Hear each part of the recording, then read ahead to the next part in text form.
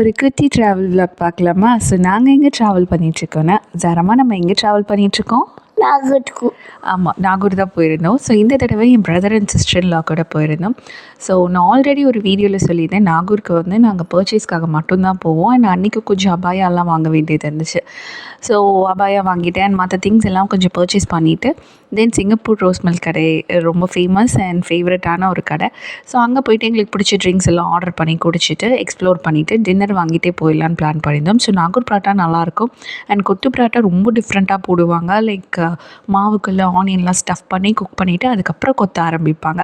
So அதுவும் order பண்ணியிருந்தோம். But எனக்கு காரைக்கால் டேஸ்ட்டு தான் ரொம்ப பிடிச்சிருந்துச்சு. அண்ட் எங்களுக்கு தேவையான டின்னர்லாம் ஆர்டர் பண்ணிவிட்டு வீட்டுக்கு கிளம்பலான்னு பார்த்தா செம்ம மழை நிற்கிற மாதிரியே தெரியல.